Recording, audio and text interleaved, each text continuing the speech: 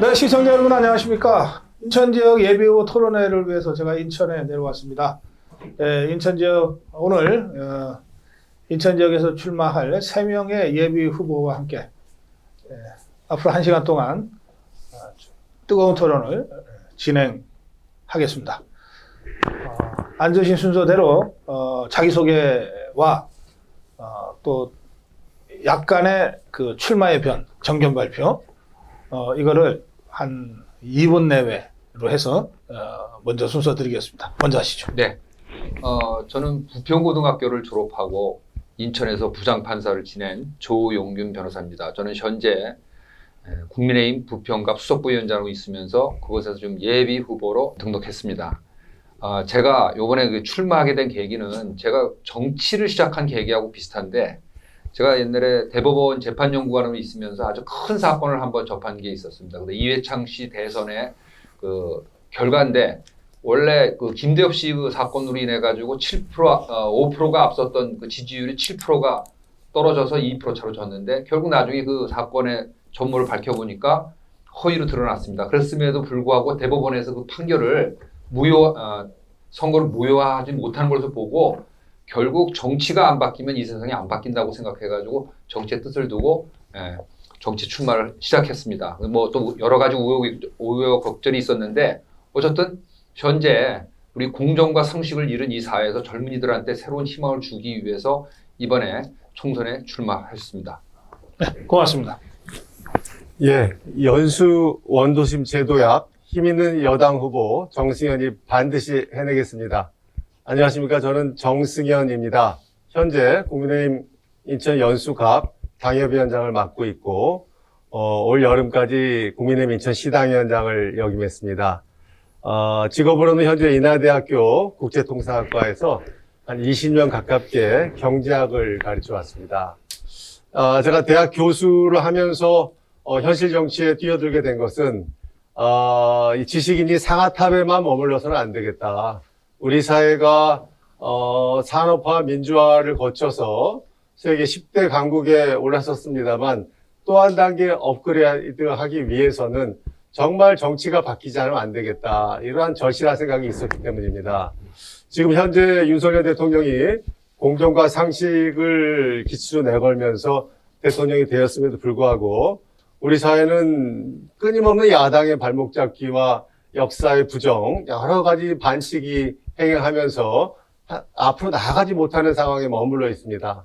우리 기성세대가 우리 미래세대에게 대한민국을 물려주는 데 있어서 정말 더 선진화되고 멋진 대한민국을 물려주기 위해서는 정치가 바뀌지 않으면 안 된다. 정치가 제자리를 찾아가자면 안 된다. 이러한 절실한 생각이 있었습니다. 그래서 정치를 바꾸기 위해서, 정치 혁신을 하기 위해서 많은 동지들과 함께 정치 현장에 뛰어들었습니다. 이제 총선이 100여일밖에 남지 않았습니다만, 이번 22대 총선은 대한민국이 정말 한 단계 업그레이드해서 진정한 선진국이 되느냐, 이대로 어떻게 보면은 포퓰리즘과 반칙과 이 불공정이 판을 치면서 다시 중진국으로 떨어지느냐 하는 중요한 갈림길의 선거라고 생각됩니다. 그러한 의미에서 내년 22대 총선에서는 그래도 우리 공정과 상식과 깨끗하고 능력 있는 후보들이 많은 국민의힘이 다수당이 되어서 대한민국을 업그레이드 시켜야 된다. 이러한 사명감이 있습니다. 저 자신 이 연수구 갑 지역에서부터 최선을 다하겠습니다. 감사합니다. 네, 고맙습니다. 예, 안녕하십니까. 대한민국 제22대 국회의원 선거 남동 을에 국민의힘 예비 후보로 등록한 김세현입니다. 저는 출마한 이유는 딱 두 가지입니다. 하나는 나라를 구하고요. 두 번째는 인천시와 남동구의 발전을 위해서 왔습니다. 현재 인천에 국회의원 3명 말씀드리겠습니다. 이재명 대표 나쁜 정치인입니다. 나쁜 정치인이라서 인천의 시민의 삶에 질을 떨어뜨리고 있습니다. 전 민주당 인천시장 박남춘은 게으른 편입니다. 그러다 보니까 남동구의 발전을 더디게 하고 있습니다. 또 윤관석 남동을의 국회의원 부정한 정치인입니다. 그래서 이 3명을 심판하고 나라도 구하고 남동구 발전의 장애물도 없애면서 유정복 시장과 함께 인천 시민이 행복한 초일류 도시 만드는 데 앞장서겠습니다. 네, 말씀 잘 들었습니다. 그 각각 도전하는 지역이 달라서 어떤 지역인지 제가 이제 우리 조 후보부터 좀 질문을 드릴게요. 부평갑이라고 그러셨죠? 네. 거기가 그 무슨 대우자동차 있는 쪽입니까? 거기가 아니고 대우자동차는 을구고 예. 저희는 이제 그 맞은편지요. 예, 맞은편. 상대가 누구예요? 지금 이성만 의원인데 지금 탈당을 했죠. 예. 이성만 아직 감옥 안 갔네. 거기가 법이 좋아가지고 불구속 상태로 있는 걸로 알고 있습니다. 참네. 그러니까 저 후보 같은 분이 판사로 계셨으면 이미 벌써 다 사법 처리가 됐을 텐데. 글쎄 뭐 이게 그 저도 옛날에 영장을 전담해본 그 경험이 있는데 예. 그날은 이상하게 원래 같은 사건이면은 같은 판사가 사실 사건을 다 하는데 그날은 판사들이 달리 해가지고 두 사람이 했거든요. 한 사람은 네. 유관성 구속이 되고 구속이 네, 아닌데 어쨌든 뭐 운이 좋았다고도 할 수 있죠. 예. 그 아까 인사 말씀하시면서 병풍 사건을 말씀하셨어요. 그걸 보고 이거 법보다 정치가 먼저다 이렇게 결심하고 정치권에 뛰어들었다 이렇게 말씀하셨는데 말씀하시니까 지금도 기억이 새롭습니다.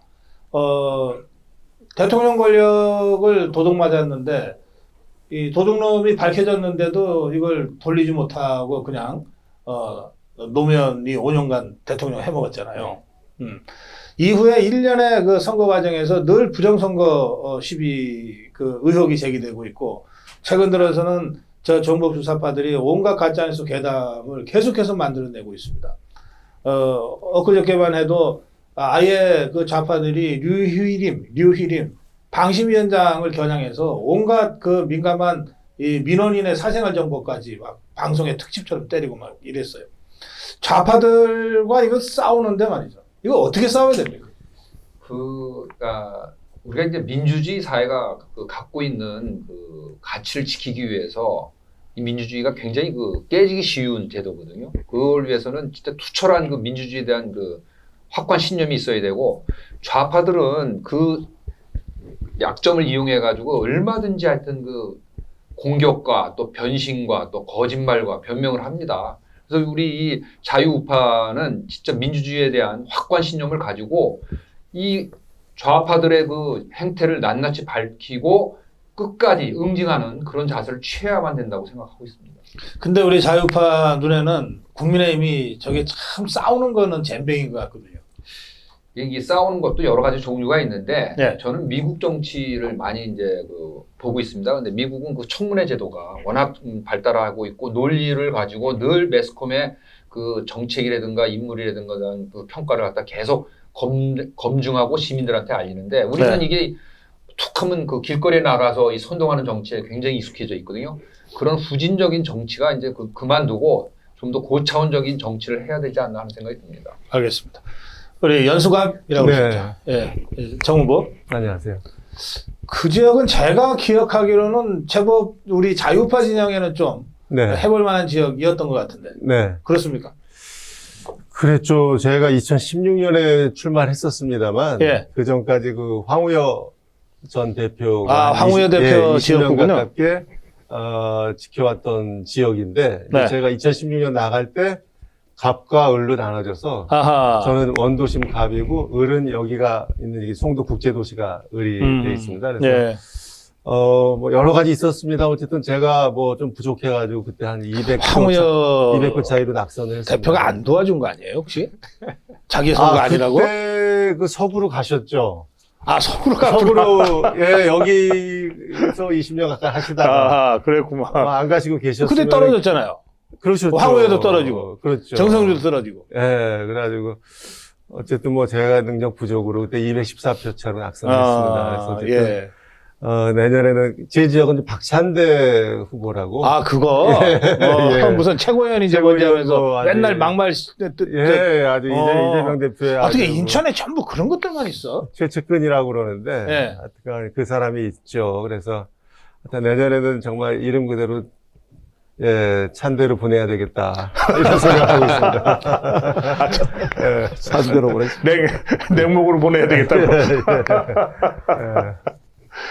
예. 그런데 상대하는 자도 박찬대 같은 아주 이게 흉악한 자고 또 인천 전체가 그렇잖아요. 그렇습니다. 현재 지형으로 볼 때. 그래서 참 점잖고 아주 훌륭한 교수 같은데 싸움은 잘할 수 있을까? 네. 이런 생각들을 좀 하시죠. 그래도 제가 한 10년 정치를 해왔거든요. 예. 그래서 뭐, 인상이 워낙 그 선생 스타일이고 그래서 정치가 보다 이게 선생 스타일이다 뭐 이런 얘기 많이 듣는데, 네. 많이 그래도 내면과 외적으로 또 투쟁력도 많이 좀 길러왔고, 네. 이게 또 불의를 보면 못 참는 성격이 강하기 때문에, 네. 저도 싸울 땐 또 확실하게 싸웁니다. 그래서 네. 이번에는 정말 아까 우리 고성욱 박사님께서도 우리 우파가 좀 투쟁력이 부족하지 않냐 네. 좋은 지적을 해주셨는데 정말 정확한 지적이라고 생각되고요. 네. 또 내년에 잘못된 거 저들의 특히 86 운동권들의 그러한 투쟁 본능에 대해서 우리가 강하게 제압할 수 있도록 불의에 대해서 강하게 싸워 나가겠습니다. 예. 이 착하고 점잖은 사람이 화나면 진짜 무섭다는 거 아니에요? 그렇습니다. 그렇다는 거죠, 지금? 그렇습니다. 알겠습니다. 자, 그리고 우리 남동을 예. 남동을 지역이죠. 김세현 후보. 예. 예. 그 지역은 어떤 지역입니까? 남동을은 인천의 행정의 중심지입니다. 예. 그래서 시청이 거기 있어요? 예, 그렇습니다. 아, 그렇군요. 그러다 예. 보니까 사실은 인천의 발전이 송도 국제도시나 청라, 영종 이렇게 자유경제구역 위주로 이렇게 발전이 되고 있습니다. 그러다 보니까 인천의 행정의 중심지인 이제 남동구가 좀 소외되고 침체되고 있다 이렇게 사람들이 많이 생각하고 있습니다. 네. 그래서 이번에는 남동구를 인천의 중심으로 또 그래서 인천이 대한민국의 중심으로 발전시키는데 있어서 남동구가 일단 발전을 좀 해야 되겠다. 발전하는 데 있어서는 뭐 한 두세 가지가 있는데 장기적으로는 소래 섭지를 가지고 그 섭지라는 게 이 블루카본이라고 이 이산화탄소를 머금어 주는 그 영향이 큽니다. 그렇죠. 그래서 그거는 이제 장기적이고요. 그리고 이제 9월 2 공공주택지구라고 있는데 거기는 이제 말 그대로 그린벨트를 18,000세대의 이제 아파트를 짓는 일입니다. 네. 근데 이제 공공주택 특별법은 그래요. 집 없는 서민들에게 네. 예, 따뜻한 집을 제공하고요. 그리고 국가 보훈자 그리고 신혼부부들에게 가격이 싸면서 안전하고 편리한 이제 생활을 알겠습니다. 예, 집을 제공합니다. 집 짓는 거는 우리 김세현 대표 전공 아니에요? 예, 그렇습니다. 저는 박근혜 대통령이 제일 먼저 저에게 자리를 주셨는데 한국 건설 경영협회의 상근부회장을 했습니다.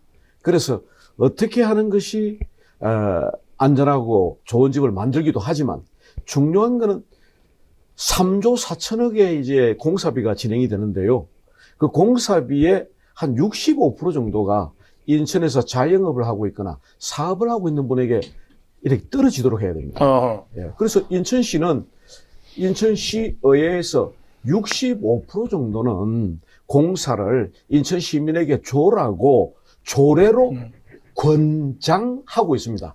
그리고 예. 권고하고 장려하는데 저는 권장의 강도를 좀 높여야 된다. 예. 그래서 인천 시민들에게 바로 인천에 오래 살았고 또 반듯하게 살은 자영업자들에게 우선적으로 그 과일이 떨어지도록 알겠습니다. 하려고 합니다. 예. 근데 아까 인사 말씀하시면서 인천에 나쁜 사람이 있고 뭐 게으른 사람이 있고 막 그랬잖아요. 예. 그러면서 남동을에는 윤관석이라고 있다고. 예. 아니 그자는 지금 감옥 가 있지 않습니까? 감옥에 가 있는데 예. 이분이 굳이 뭐 우리 김세현 후보가 안 나서도 다 사법이 처리가 될 것 같은데. 예, 사법 처리는 되는데 예. 아직도 그 교도소 안에서 정치를 하고 있습니다. 그래요. 예, 그래서 제가 이제 윤관석 후보가 돈 봉투를 만들고 돌리는 일도 하지만 지금 또 남동을의 선거판을 돌리고 있습니다. 예, 그래서 저는 사실 박남춘 전 시장을 기다리고 있습니다. 예. 이재명 당대표의 공천장을 가진 박남춘과 저는 윤석열 대통령 또 한동훈 비대위원장이 주는 공천장을 가진 제가 박남춘과 저는 붙고자 기다리고 있습니다. 박남춘 나와라. 예, 남동을로 그렇습니다. 나와라. 딴 데 예. 가지 말고 예. 도망가지 마라. 예, 반드시 박남춘 후보는 저 김세현이 기다리고 있습니다. 예. 알겠습니다. 야, 뭐 아주 결의들이 대단하십니다. 자, 그런데 이제는 우리 정 후보께 먼저 네. 드릴게요.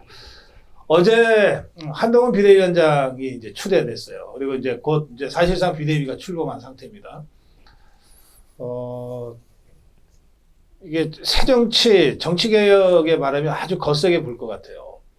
그리고 그런 이 정치 빅뱅, 이거를 불러일으키기 위해서는 내 몸부터 던져야 되겠다 해서 한동훈 비대위원장이 사실은 저는 정계 입문을 불출마 선언하면서 입문하는 사람 저 처음 봤어요. 그랬죠. 네, 어제 그랬단 말이에요. 그래서 정말 국민의힘 사람들까지 다 깜짝 놀랐을 거고 특히 현역 의원들 많이 놀랐을 것 같아요. 네. 그리고 이 바람이 종북 주사파와 586을 척결하는 쪽으로까지 바람이 불어갈 거라고 저는 예상합니다. 이 전체적인 흐름을 우리 각 후보들께서는 어떻게 생각하시는지 또 그 흐름 속에서 나는 어떻게 하겠다 하는 말씀을 좀 듣고 싶습니다. 정호부터. 예, 어제 한동훈 비대위원장의 말씀에는 뭐 여러 가지가 농축되어 있습니다만 한마디로 제가 요약을 한다면 깨끗하고 능력 있는 우리가 돼야 되겠다. 이제 네. 특히 선거를 앞두고 그렇다면은 저쪽 더불어민주당 세력은 깨끗하지 못하고 무능하다는 거겠죠. 네. 뭐 586 운동권 세력들이 중심이 돼 있고 오늘 보니까 80명 전후가 이제 의원으로 있고요. 운동권 출신들이 그러한 사람들이 쭉 이끌어 왔기 때문에 어떻게 보면은 그거를 20, 30년 전에 학생운동 했다는 그 전력 하나로 지금까지 버텨온 사람들이고, 국민 위에 군림을 해왔고. 근데 그거 말이에요. 네. 옳게 한 사람도 없어요. 그렇죠. 그냥 우리 더 운동 많이 하셨잖아요. 판사님도 이렇게 그런 사건 다뤄보시면 아시겠지만 저 그냥 가갖고서 그냥 근처에 왔다 갔다 하다가 예. 어쩌다가 뭐 잠깐 몇 달 들어오고 그런 정도예요. 그렇죠. 앞에서 예. 선동했고 실제로 학생운동 열심히 한 사람들은 많이 희생이 됐고. 그렇죠. 자기 희생에서 예. 지금 뭐 어렵게 살아가는 사람들이 많은데. 네. 그런 거를 훈장 삼아서 지금까지 저렇게 정치 권력을 이끌어왔다는 건 말이 안 되는 얘기고. 그들이 또 능력이 그렇게 있는 사람들이 아니기 때문에. 네. 어떻게 보면은 그렇게 깨끗하지도 못하고, 이번 돈봉투 사건, 인천이 진원지입니다만 그 장본인들을 보더라도 다 뭐 송영길 전 시장부터 해가지고 거의 운동권 출신들이 많잖아요. 네. 그리고 그들이 또 굉장히 또 능력 같은 것도 이제 무능을 많이 드러냈고 그렇기 때문에 우리 국민의 힘이 정말 국민들에게 힘이 되기 위해서는 일단 깨끗함을 갖춰야 되겠다. 능력을 갖춰야 되겠다. 그리고 불체포 특권 같은 거 편법을 쓰지 않겠다. 이런 약속을 어제 했다라고 생각이 되고 당연히 저도 오늘 페이스북에 올렸습니다만 불체포 특권 당연히 우리가 동참을 해야 되고요. 네. 더 나아가서 뭐 사실 무노동 무임금 같은 거를 국회의원에도 적용을 해야 된다. 뭐 일도 안 하면서 계속 국민 세금 받아가고 이런 게 말이 안 되지 않습니까? 또 120여 가지의 특권이 있다고 하는데 불필요한 특권 내려놓고 이런 것들을 우리 국민의힘이 먼저 시작을 하고 진심 어리게 그런 것도 실천해 나가고 이러한 정치개혁의 실천 운동으로 어제 한동훈 위원장의 일석에서부터 우리 국민의힘이 각성하고 몸으로 실천해야 되겠다 이런 생각을 많이 하고 있습니다. 예. 한동훈 비대위원장은 아마 태풍을 몰고 올 것 같습니다. 일단 본인이 자기가 총선 이후에 지역구나 비례대표 의원을 원하지 않는다는 것은 자기 것을 먼저 던졌거든요. 이제 그래서 태풍이 올 겁니다. 태풍이 오게 되면 태풍에서 살아남는 법은 딱 한 가지입니다. 어쨌든 간에 바람을 견딜 수 있는 깊은 뿌리가 있어야 됩니다. 그 깊은 뿌리는 국민들하고 후보 간에 이 국민의힘이 단단하게 엮여져야 됩니다. 그래야 어떤 바람이 오든 태풍이 오든 살아남을 수 있습니다. 그리고 이제 한동훈 비대위원장은 지난번에 이런 말을 했습니다. 9회 말 투아웃에 선 야구 선수 같다고 해서 제가 코리안 시리즈 때 그 김유동 선수라고 그 9회 말 투아웃에서 말로 홈런을 친 김유동 선수에게 전화를 한번 해봤습니다. 그래서 그때 어떤 마음으로 타석에 들어갔습니까? 했더니 그 당시 3대3으로 타이를 이루고 있었는데 말루예요. 그래서 마지막 투아웃에 스트라이크 2개를 먹고 올라가 있는데 그때 김유동 선수 머릿속에는 어떻게든 안타를 쳐야 되겠다. 어쨌든 한동훈 입장에서 나라를 구해야 되겠다 하는 그 일념이 있습니다. 그래서 저는 한동훈 비대위원장이 이번에는 태풍을 만들어 오고 또 우리 국민의힘, 우리 후보들에게 우리 모든 분들에게 진짜 어떻게 하는 것이 나라를 위한 길인지 보여주고 있습니다. 그래서 저희들도 그 한동훈 위원장과 어깨를 같이 해서 한번 달려가 보겠습니다. 예. 그 말로 홈런. 예. 네. 그 사나이 김유동 선수가 우리 고성우 TV 팬이라고. 자. 예. 그 어제 한동훈 비대위원장님 말씀을 이렇게 들으면서 너무나 상식적인 얘기를 갖다 다시 할 수밖에 없는 이런 그 현실이 너무 안쓰럽습니다. 저는 그 운동권에 목이 있었다고 생각을 합니다. 근데 운동권의 가장 큰 문제점이 뭐냐면 자기네들이 한 공헌 갖다가 계속 강조하면서 그 이유에서 군림을 해버렸거든요. 저는 그거는 잘못됐다고 볼까. 마치 산업화와 민주화를 이뤄가지고 이만큼 만들어 놓은 대한민국이 마치 민주화의 운동에 의한 무슨 전리품인 것처럼 자기네들이 생각을 했다고 난 생각합니다. 그게 지금 우리 젊은이들을 얼마나 좌절시키고 있는지 공정과 상식을 갖다 잃고서는 자기네들은 그 특권 위에서 온갖 혜택을 갖다 누리면서 말도 안 되는 얘기를 하면서 특히 이 법을 갖고 이 농단을 하는 그런 모습을 보면서 우리 젊은이들 얼마나 많이 좌절을 했나 하는 생각이 듭니다. 그러고 보면 제가 참 대한민국이 참 기묘한 나라라고 생각하는 게 늘 위기에 있을 때 누군가가 나타납니다. 이수신 장군이 나타나셨고 또 옛날에 강감찬 장군도 나타나셨고 박정희 대통령도 나타나셨고 그런 면에서 보면 저는 뭐 윤석열 대통령도 저번에 진짜 그 0.67%인가의 그 아슬아슬한 저기로 해서 정권을 잡았다는 것도 는 기적이라고 보는데 0.73%. 예. 근데 요번에 그 한동훈 그 비대위원장을 보면서 정말 나라가 이 절대절명이 있을 때 자기를 던지고 하나의 미랄이 돼가지고 대한민국의 민주화와 선진화를 위해 가지고 자기를 희생하겠다고 하는 분이 나온 걸 보고 이 대한민국은 망하지 않을 나라다라고 생각합니다. 저는 특히 정교조 밑에서 자란 그 학생들 중에 젊은 20, 30대의 남자들이 그 보수를 얘기하는 걸 보고 이 나라는 가능성이 있다라고 생각합니다. 다만 이제 문제는 그동안 수많은 말이 있었지만 그것이 얼마나 실천이 됐느냐의 문제에 대해서 늘 유권자들은 퀘스천 마크를 했습니다. 이번에는 무슨 일이 있어도 아까 말씀했듯이 불체포 특권 당연하죠. 잘못됐는데 왜 그것이 민주주의 그 의회에서의 그 불체포 특권을 갖다가 혜택을 보겠습니까? 그건 당연히 우리가 버려야 된다고 생각합니다. 그리고 저도 판사 생활을 했지만 불체포 특권이 체포를 하겠다는 게 아니라 체포될 수 있는 상황을 만드는 것이고 소명에 따라서는 불체포가 될 수도 있는 건데 판사 좋은 사법 시스템을 가지고 있음에도 불구하고 그걸 사전에 막을 이유는 없거든요. 불체포 특권은 우리 내려놓고 정상적인 나라를 만들고 이 위대한 대한민국을 우리 후손들한테 잘 물려줄 수 있는 아주 위대한 이번에 총선이 됐으면 합니다. 예. 국회의원은 국민의 대표고 300명의 헌법기관으로 국정을 행정부와 함께 운영해 나가고 행정부의 국정, 대통령의 국정을 감시도 하고 견제도 하고 그런 것 아닙니까?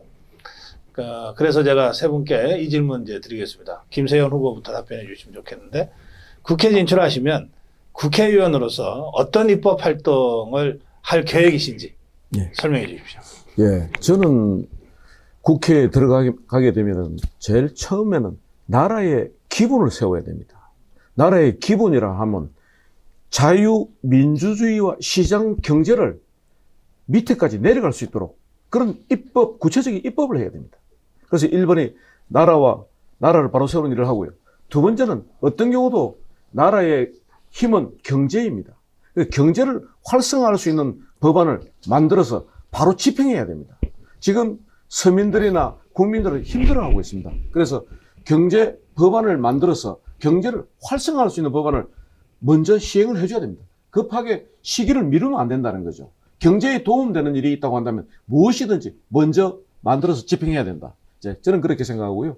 그리고 세 번째로는 어떤 경우도 저희들이 이 민주당과의 싸움은 민주당이냐 국민의힘이냐 진보냐 좌파냐의 싸움이 아닙니다. 이번 싸움은 나라를 구하느냐 나라를 지키느냐의 싸움이기 때문에 여기에 모든 국민들이 동참할 수 있도록 국회의원부터 모범을 보이고 앞장서고 이렇게 나갈 수 있도록 하겠습니다. 네. 예.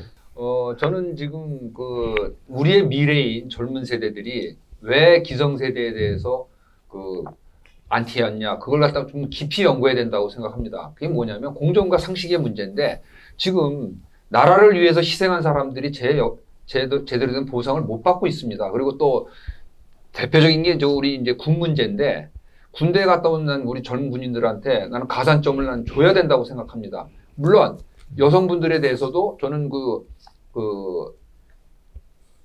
의무병제는 아니더라도 지원병제들을 따로 만들어서 갔다 오신 분들한테 똑같은 가산점을 줬으면 좋겠습니다. 그리고 출산하신 분에 대해서도 나는 가산점을 줘가지고 우리 미래의 세대를 위해 가지고 국가를 위해서 희생하신 분들에게 정당한 보상을 하고 또 지금 보훈단체 그 보상하고 지금 그 민주화 세력에 대한 보상 그 문제가 계속 문제가 되는데 그것도 저는 형평성을 맞춰야 된다고 보고 있습니다. 그리고 제일 중요한 거는 그 명단 그 발표하는 거에 대해서 계속 지금 그 문제가 있는데 저는 그것도 밝혀야 된다고 생각합니다. 법의 상식에 맞는 그 나라를 구축을 하면은 큰 문제가 없을 텐데 늘 보면은 그거를 안 하고 궤변을 얘기하는데 그런 걸 없애야만이 제대로 된 나라를 만들 수 있다고 생각하고 그게 바로 국회의원이 해야 할 일이라고 저는 생각하고 있습니다. 예.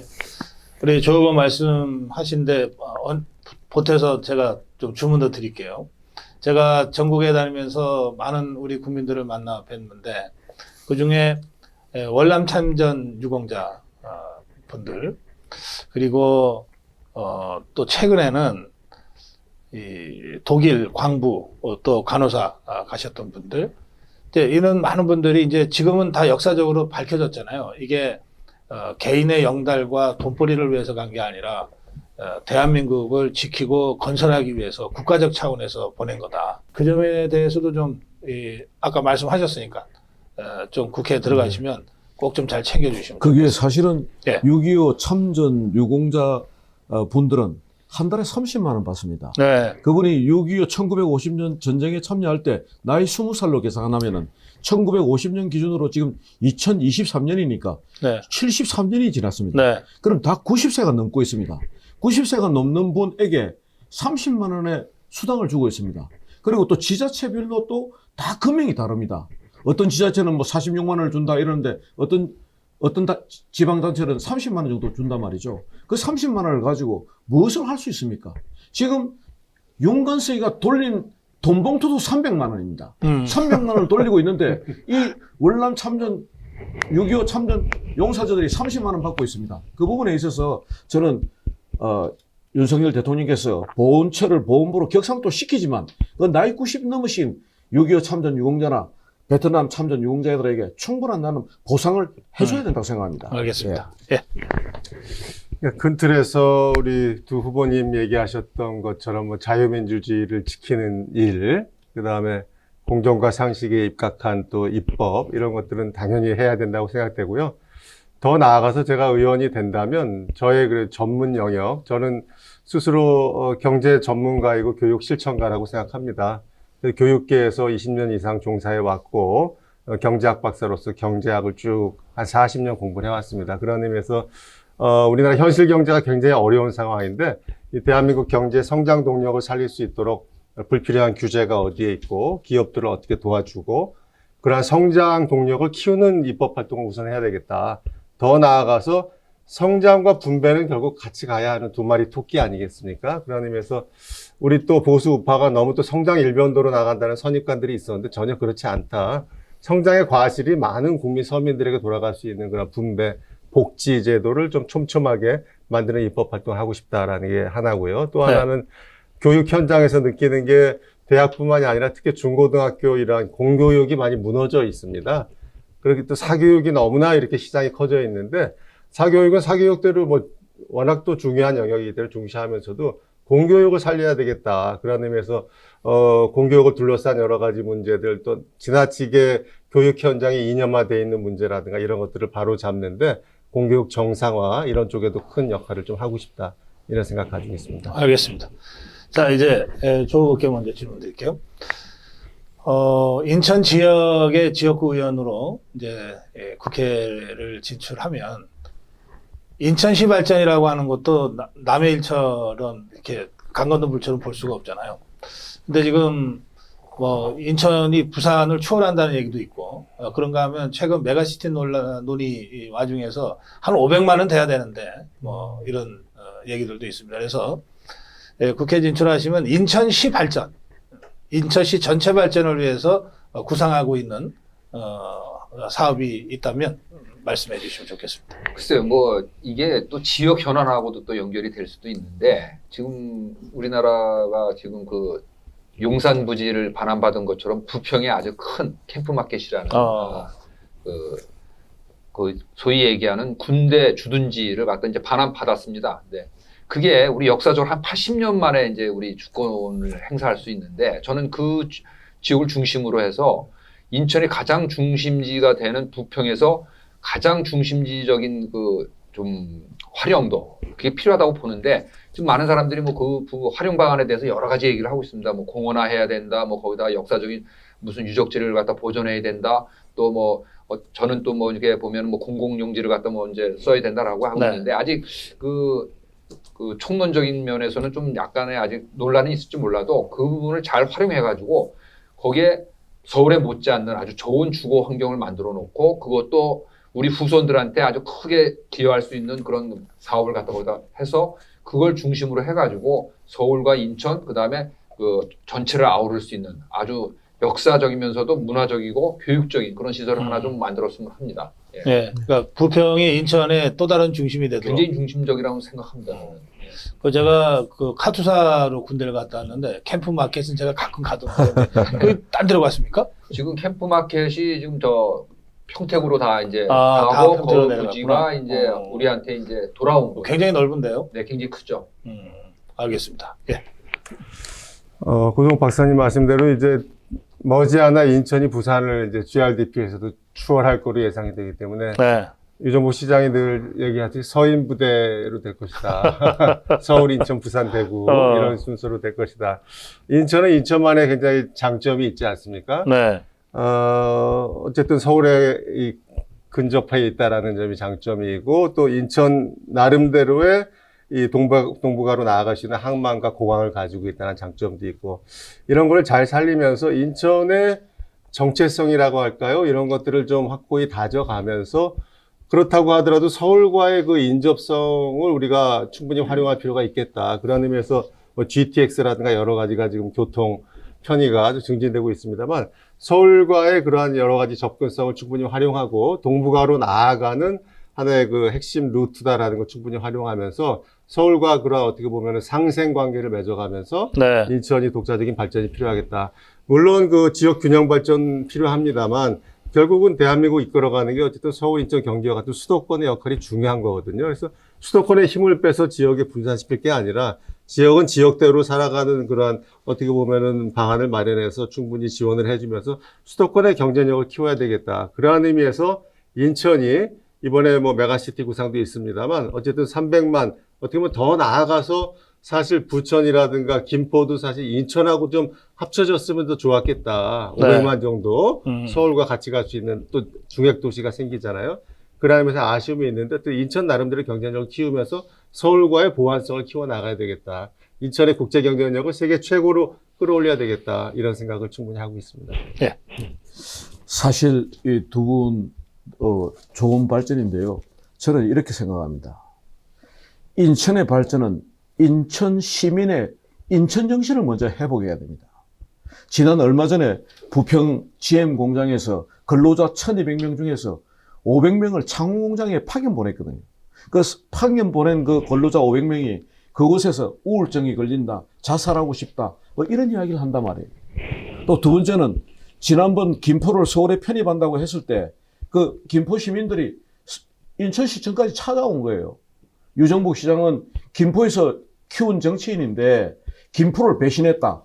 김포가 서울에게 합해지는 것에 대해서 왜 이렇게 반대하느냐고 이렇게 이야기했습니다. 그래서 이 모든 거는 저는 인천 사람이 인천 정신이 없어서 그렇다. 그렇다고 하면 우리 역사를 쭉 훑어보니까 우리의 인천 정신은 하와이 첫 이민에서 나온다. 그럼 첫 이민을 가던 121명, 그중에서 내리교회 50명의 인천 시민들이 그 먼 돌아올 수도 없는, 돌아올지도 모르는 하와이 이민을 가면서 물어본 게 하나 아닙니까?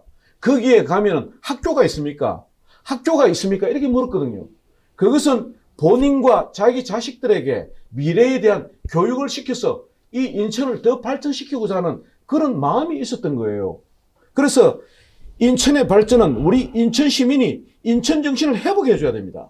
그래서 그 하와이 첫 이민을 가던 그 이민들의 그 마음, 먹고 살아야 되겠다, 내 자식에게 공부를 시켜야 되겠다, 그리고 그 17불 중에서 4불밖에 안 받는 그 돈을 가지고 그 돈을 모아서 인하대학교 설립자금 내주지 않습니까? 그래서 좀 더 올라가 보자고요. 대한민국은 어느 나라나 건국의 역사가 있습니다. 우리나라의 건국의 역사는 고조선 아닙니까? 고조선은 당군이 우리 고조선 맞거든요. 그러면 그 고조선의 당군이 강화도 만이산에서 참성단에서 하늘에 기도를 했다는 거예요. 그렇다고 하면 지금의 서울은 대한민국 이시조선 600년의 서울이고 이 인천은 4,000년이 넘는 당기 4,000년이 넘는 당군이 하늘에 기도한 역사를 가진 4,000년이 넘는 고조선의 대한민국의 뿌리가 인천입니다. 그래서 우리 인천 시민은 금방 말씀하신 대로 서울 옆 인천 하면 안 됩니다. 인천 옆에 서울이 있다고 이렇게 해야 됩니다. 그래서 우리가 그러기 위해서는 첫째도 교육하고요. 우리도 교육하고요. 미래 세대도 교육해서 우리가 서울을 우리가 합병해야죠. 우리가 서울을 깨닫는 그 시대를 만들기 위해서는 우리 인천 시민이 인천 정신을 회복해야 된다. 그걸 먼저 저는 예. 이 두 분 말씀에 조금 더하겠습니다. 인천이 서울보다 넓다면서요. 이거 더 넓습니다. 예, 조그만 동네인 줄 알았는데 안 그렇더라고요. 인하대학교가 인천하고 하와이의 인차 하자입니까? 예, 그 하자 하와이에서 네. 이렇게 그 17불 중에서 그러니까. 4불 예. 해서 또 떼가지고 보냈습니다. 예, 나라를 잃고 그날 돌아올지 모를지 모르는 그 이국 땅을 가서 일군 그 부를 가지고 이 고향에 이 대학을 만든 게 인천 분들이에요. 예. 자, 이제 우리 정 교수, 정 후보한테 네. 예, 우리가 이제 국회의원이 됐을 때 그 입법부 차원에서 어떤 일을 하실 거냐, 그다음에 인천시라는 규모 단위에서는 어떤 일을 할 거냐, 이렇게 제가 질문을 드렸고, 이제 마지막으로 지역구입니다. 뭐 조금 지역이 사정이 다 다를 테니까 이건 좀 디테일하게 말씀하셔도 좋은데, 나는 국회의원으로서 내가 속해 있는 지역, 연수갑, 남동을, 그리고 부평갑에 어떤 그 발전 비전을 갖고 있다 말씀 부탁합니다.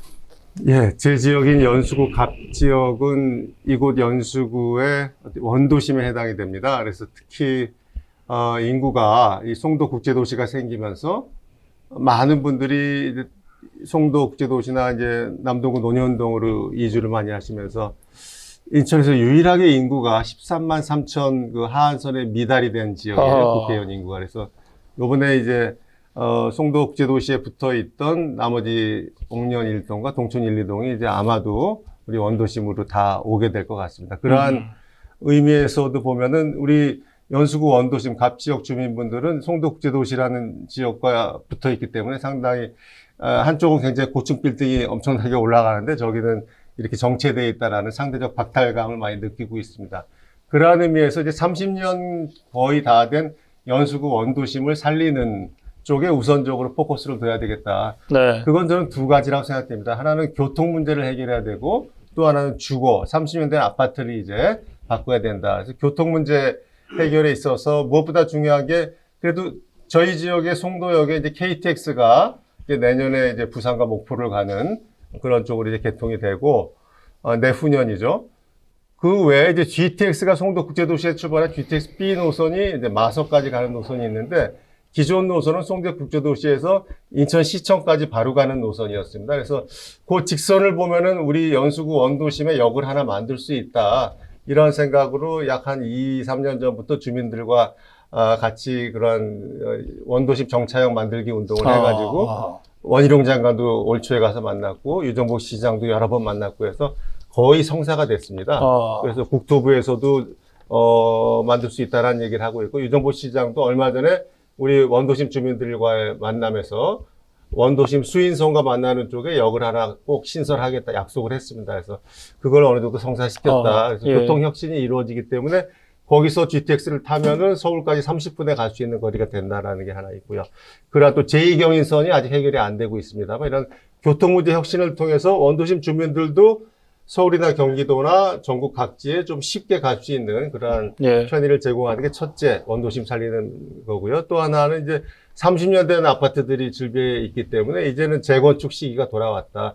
얼마 전에 윤석열 대통령께서도 30년 이상 된 주택은 안전진단을 면제하겠다라는 발표가 있었잖아요. 예. 그런 것도 있었고 또 저희가 속해 있는 연수동, 동춘동, 원도심 동들은 연수지구라 그래서 일기 신도시 특별법에 포함이 되어 있습니다. 그래서 분당, 일산 이런 5개 신도시들과 같이 이제 재건축 재개발에 들어가게 되는데 네. 그거를 잘 활용해서 차질 없이 재건축 리모델링 재개발이 되게 하겠다. 단 원도심의 이제 옥년동 같은 지역은 30년 전에 연수지구에 묶여 있지 않았기 때문에 지금 좀 이 특별법에서 배제가 돼 있거든요. 그거를 좀 포함시키는 문제가 있기 때문에 예. 그것도 원희룡 장관 만나서 상의를 했고 어느 정도 가능성이 있습니다.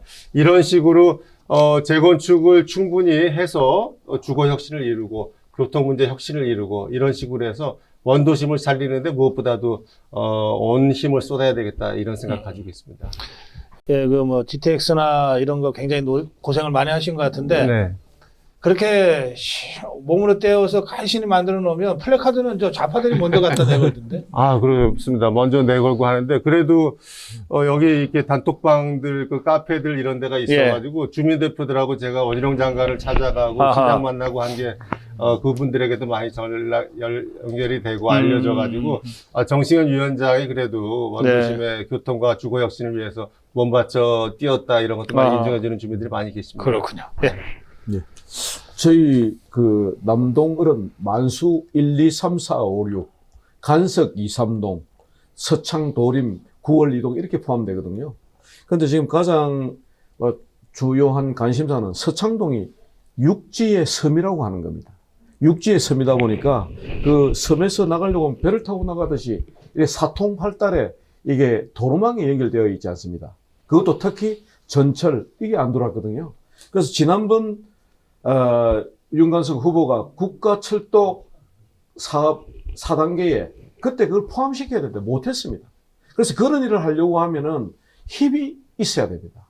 힘 있는 정부 여당에 힘 있는 정치인, 힘 있는 국회의원 들어오지 않으면 그게 경인철도 절대 지나가지 못합니다. 그런 거는 돈 봉투로는 안 돼요? 안 됩니다. 예, 그거는 적어도 아까 말씀했던 국토부 장관, 대통령까지 직접 찾아가서 설득할 수 있는 그런 뭐랄까 역량이나 이런 관계가 있어야 된다고 생각합니다. 그래서 힘 있는 김세현이 서창지구는 경인 이 철도를 놓을 수 있다 이런 말씀드리고요. 그 다음에 만수 1, 2, 3, 4, 5, 6은 전부 다 낙후되었습니다. 오래되다 보니까 아파트들이 30년이 아니고 40년이 넘어가고 있습니다. 그러다 보니 그분들이 지금 재건축, 재개발을 원하고 있습니다. 그런데 재건축, 재개발을 하는데 이게 정확하게 해줘야 되거든요. 정확하게라는 건 뭐냐면 가장 적은 돈을 넣고 가장 좋은 집을 만들어야 된다는 거거든요. 그래서 그런 일들은 경험을 해본 사람이 아는 거지 아는 것과 행하는 거는 다릅니다. 경험이 있는 사람이 다릅니다. 그래서 제가 그 재개발, 재건축에 있어서는 제가 전문가다. 그래서 충분하게 좋은 집을 상 가격으로 제공할 수 있는 일을 할 수 있다. 이런 말씀을 좀 드리겠습니다. 예, 이 부평 지역은 지금 현역 그 구청장을 포함해서 민주당에서 4번 연거푸 승리한 지역입니다. 그래서 지금 도시에 굉장히 큰 여러 가지 문제가 있는데 제가 이제 우선 말씀드릴 수 있는 거는 그 민선 6기 때 우리 유정복 시장님 제가 특보로 있으면서 정무 특보로 있으면서 그 10정동 더 샵을 갖다가 그 사업성이 없다고 하는 걸 갖다가 그 황효진 지금 현재 부시장님하고 그때 수기를 해가지고 밀어붙여가지고 만들어냈습니다. 만들어냈고 요번에도 8개 지역의 재개발 예비 지역을 갖다 추가로 받아내가지고 좀 그 재개발을 좀 활성화시키는 그 정부성 역할을 했는데요. 그거 외에 그 전에 그 구청장들이 그 도시형 생활주택을 너무 많이 남발하는 바람에 좀 주차난이 아주 심합니다. 차를 갖다 어디 갖다 세워 놓을 데가 없습니다. 그걸 해결하기 위해서 저는 지금 대로변 밑에 지하 주차장을 갖다가 아주 혁신적으로 만들어서 모든 차들이 적어도 한 가구에 한 대 정도의 그 공간을 만들어줘야 되지 않나 하는 좀 생각을 하고 있습니다. 또 아까 말씀드렸듯이 이제 GTX 라인이 이제 B 라인이 이제 부평을 지나가게 돼 있는데 빨리 조기에 착공을 시켜가지고 그 주민들이 서울에 출퇴근하는데 좀 도움을 줘야 될 것이고요. 아까 말씀드렸던 그 캠프마켓의 그 활용 중요합니다. 그리고 또 부평이 또 이 군부대 도시가 많이 산재되어 있는 도시가 돼가지고 군부대 용지를 갖다가 어떻게 합리적으로 조정해가지고 활용할 수 있느냐가 굉장히 중요한 역할을 합니다. 그래서 제3보급단 문제도 있고 또 이제 아마 17사단의 이전 문제도 이제 있는데 그것도 제가 지금 아이디어를 갖고 있는 것 중에 하나가 예전에 그 공수부대가 그 정권이 불안할 때는 사실 그 수도권 지역에 다 포진이 돼 있는데 공수부대는 전방에 있을 이유가 없는 부대거든요. 네. 고방에 있다가 유사시에 비행기 타고 넘어가는 부대인데 근데 이거 주위에 있는 공수부대를 빼내고 군부대를 잘 활용하면 기존에 우리 군부대를 좀 받아가지고 좀 더 이렇게 효율적으로 쓸 수 있지 않나. 다만 그 부지를 활용할 때는 군대에 복무하는 사람이라든가 아니면 군속에 대해 가지고 나는 원가에 제공을 아파트를 제공해가지고 그분들이 좀 더 그 혜택을 볼 수 있게 그런 그 제도 장치를 마련해야 되는 거 아닌가 하는 생각이 또 듭니다. 네. 그리고 또 부평이 갖고 있는 것 중에 하나가 지금 지하상가 문제가 아주 굉장히 그 이슈가 되고 있습니다. 그게 뭐냐면 그 저민들이 그 지하상가 하나 한 5억 내지 그 전후해가지고 투자해가지고 갖고 있는 걸 갖다가 양도 자체를 금지시켜 놔가지고 투하한 자본을 갖다 빼낼 수 없게 만들어 놨습니다. 근데 그 법을 갖다가 조금만 개정하면은 그 예외적으로 양수도 행위를 갖다 허가할 수 하고 그다음에 상권을 갖다 활성화시킬 수 있지 않나 하는 생각이 드는데 그것도 저희가 해야 될 과제라고 생각합니다. 그리고 마지막으로 부평 산단이 지금 노후화되고 또 이 GM 자동차가 많이 지금 사용화돼 가지고 그 산단이 지금 활력을 이뤘는데 거기를 가산 디지털 단지와 같이 고도화해 가지고 젊은 사람들이 와서 벌이를 하고 생활을 할 수 있고 문화를 향유하는 그런 좀 복합적인 산단을 하나 좀 만들어 보고 싶습니다. 예. 네. 그 많은 아이디어들을 지금 갖고 계시네요. 근데 그 중에 그 군부대를 이전시킨 공간에 그 군인 가족들이나 이런 분들한테 조금 더 배려가 있는 식으로 정책 말씀을 하셔서 생각이 났어요. 그 이제 군인 가족 군인들도 뭐 고생이 많지만 군인 가족들이 특히 고생이 많아요.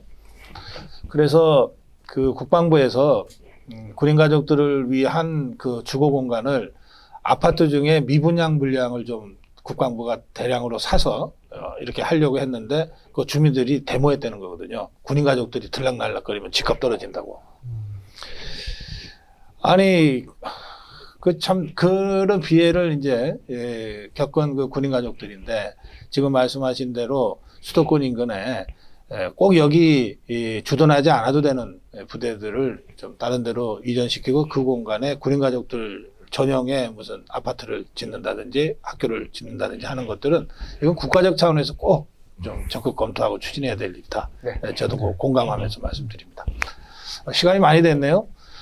그 다들 예비후보 등록하셨잖아요. 이제 선거가 실질적으로 시작이 됐고, 근데 상대는 다 저 감옥에 있는 자까지 현역 의원이에요.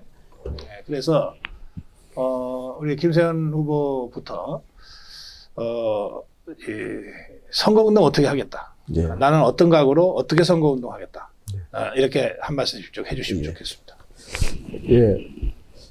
인천 시민 그리고 남동 구민 여러분, 정치는 정치인이 하는 것이 아닙니다. 정치는 국민이 하는 것입니다. 그래서 정치는 국민이 하기 때문에 저희의 선거운동은 다른 것 없습니다. 국민 속으로 들어가는 겁니다. 국민 속으로 들어가서 오늘 또 시장을 다니고 내일 또 골목골목을 다니고 내일 또 구석구석을 다니면서 그분들을 직접 만나는 겁니다. 그분들을 만나서 그분들이 저에게 답을 주고 방향을 제시합니다. 그래서 저희의 선거운동은 골목골목 구석구석이 처음이고 끝입니다. 그러면서 또 하나는 선거운동 하다 보면 진짜 가슴이 찡할 정도로 외롭고 힘든 분들이 있더라고요. 이 동사무소에서 복지센터에서 가는 데 한번 따라가 보니까요. 할머니 혼자서 이 머리 염색을 못 해가 있는데 그걸 이렇게 봉사로 머리 하나하나 이렇게 염색해주고 시켜드리는 그런 가정이 아직도 있습니다. 돌봄의 손길이 가지 않는 그런 가정이 아직 인천시에 많이 있습니다. 그래서 저는 골목골목 구석구석 가면서 그 마지막 한 명까지 그분들의 손을 잡는 선거운동을 해 나가겠습니다. 예. 그, 이렇게 염색 대신 해주면 또 향응 그게. 아니, 근데 그건 이제 그 복지센터에서 그러니까. 예, 하고 저는 옆에서 당선된 다음에 많이 해주시고 예. 선거 기간 중에는 각별히 예, 알겠습니다. 예, 조심하시기 바랍니다. 예. 아, 예. 저는 그 요새 그때 한창 한파가 심할 때 피켓을 들고 역전에 나가서 아침에 인사를 드렸습니다. 그리고 이제 인사를 드리고 그 저와 같이 다니신 분이 이제 명함을 나눠드렸는데 많은 사람들이 아직 명함을 갖다 받고 싶어하는 생각이 없습니다. 참 안쓰럽습니다. 이 선거가 얼마나 중요한 선거인지 그 역사적 의미를 물론 역대로 총선 중에 중요하지 않은 선거는 없었지만 이번 선거는 진짜 대한민국에 난 국운이 걸렸다고 봅니다. 그 선거에서 저는 보여줄 수 있는 거는 진정성밖에 없다고 생각합니다. 얼마나 많은 유권자들이 그동안 정치에 실망을 했기에 그 추운 데서 나와서 인사를 드리는데도 명함을 하나 받고 싶은 생각이 없을까? 저 명함이 저들한테 전해지고 그 진정성만 보여줄 수 있다면 저는 이번 선거 우리 이길 수 있다고 봅니다. 그리고 그것이 대한민국을 살리고 우리 미래들한테 이 좋은 진짜 가능성이 있는 이 대한민국을 물려줄 수 있는 정말 중요한 역할을 한다고 생각합니다. 그런 절박함을 갖고 선거에 임하면 저는 이길 거라고 보고, 특히 또 중요한 것은 우리가 이겼어 당선이 됐을 때 마치 이 고생을 한 거에 대한 보상으로서 이 전리품 비슷하게 정치를 생각하지 말고 초심을 잃지 않고 우리 국민들한테 그동안 우리 국민들이 원하는, 정말 원하는 그런 정치를 진정성 있게 끝까지 한다면 우리는 아마 천년 만년 가는 보수 정당으로서 굳건하게 지킬 거라고 생각합니다. 이상입니다. 예. 새벽부터 밤까지 정말 진정성을 가지고 특히 어려운 분들에게 손을 내미는 것, 그것이 선거운동의 기본이라고 저도 생각합니다. 그리고 아까 모두에 말씀드렸습니다만 이번 선거는 민주당 대 국민의힘, 어떻게 보면은 좀 부정하고 깨끗하지 못하고 무능한 그러한 정치 집단과 좀 깨끗하고 유능한 집단 간의 대결이라고 생각됩니다. 그걸 전면에 내세우면서 싸워 나가겠습니다. 제 지역에서도 이재명 대표의 최측근이라는 박찬대 의원이 사실 뭐 그렇게 얘기할 수 있습니다. 저하고 처음 선거를 했던 2016년도 선거에서 어떻게 보면 최측근이 불법 선거를 해서 결국은 박찬대 의원은 뭐 몰랐다라는 거로 해서 이 사람이 한 6개월 감옥을 갔다 와서 박찬대 의원은 살았습니다. 그때부터 시작이 되는, 어떻게 보면 그 가족과 그 측근들을 불법 보좌관으로 채용했던 그런 것들이 인천 언론에서 많이 나왔거든요. 불법 보좌관 채용 의혹이 박찬대 의원에게 있다. 이런 것들을 반드시 유권자들도 알아야 되고 진실을 밝혀야 되겠다. 또 중앙에서 최고위원 한다고 여러 가지 얘기를 하고 있습니다만 도대체 8년 동안의 지역 발전을 위해서 뭐를 했는지 주민들은 굉장히 의아해합니다. 어떻게 보면 상당히 무능했다라고 얘기할 수밖에 없고, 이러한 의미에서 우리 지역에서도 어떻게 보면은 저 나름대로 깨끗하고 능력 있게 어려운 주민들에게 다가가는 선거를 하겠다. 그런 진정성을 충분히 전달하면은 주민들도 연수 구민들도 이번에는 저 정승현의 손을 잡아주지 않을까, 그런 마음으로 열심히 뛰어가겠습니다. 예, 고맙습니다. 두 분이 종이 들고 계신데 그게 대본이에요? 아닙니다. 신문 기사. 대본 아니죠? 예. 예, 저희가 대본 없이 했습니다. 이거는 생방송은 아니고 녹화지만 일체 대본 없이, 그래서 우리 세 분의 후보가 제가 무슨 질문을 할지 전혀 모르고 들어왔어요. 근데 여러분들 1시간 동안 지켜보셔서 느끼시겠지만 잘 준비됐습니다. 아주 잘 준비된 후보 세 분과 제가 아주 기분 좋게 이렇게 오늘 대담을 마무리합니다. 마지막 인사 말씀하실 시간을 드릴 텐데, 이게 카메라 조정이 좀 돼요? 일어서서 해도 돼요? 앵글이 됩니까? 예. 이게 저는 이제 어느 토크쇼나 이렇게 사실 앉아서 하는 건 별로 제가 좋아하지 않습니다. 예, 일어서서 하는데 괜찮으시면 일어나시죠. 예, 일어나셔서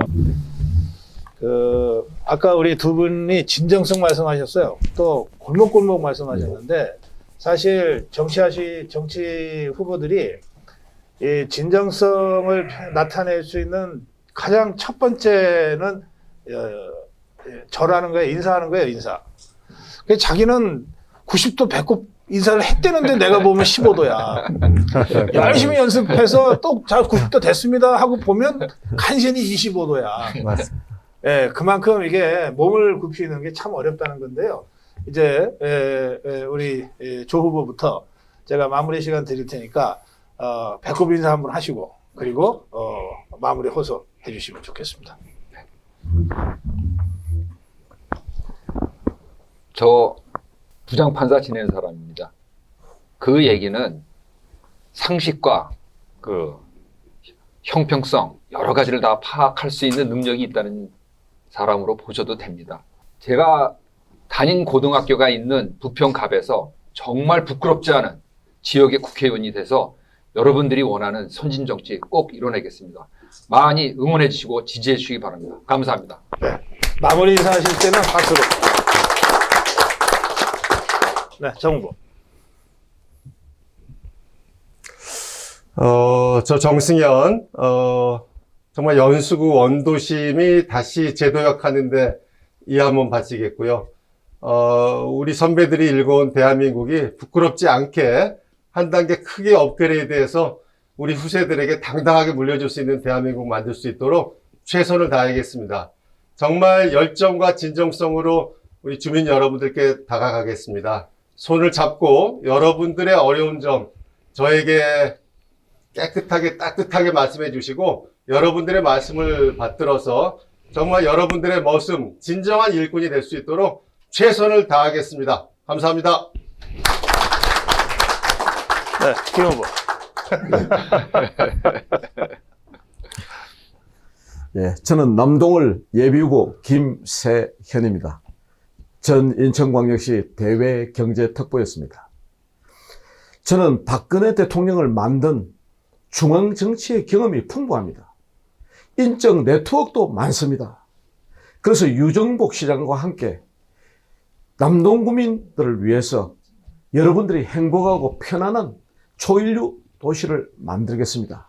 그래서 모두에서 말씀드린 대로 서울역 인천이 아닌 인천역 서울을 반드시 만들겠습니다. 그 일에 제가 앞장서겠습니다. 네, 시청자 여러분 어떻게 잘 보셨습니까?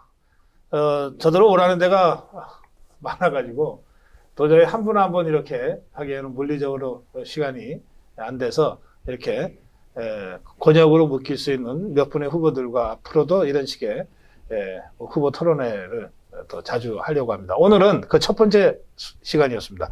인천 지역의 3명의 예비 후보와 함께 했습니다. 여러분 꼭 기억하시고 마음에 담아두시고 그 마음을 어떤 형태로든 전해주시기 바랍니다. 고맙습니다. 감사합니다.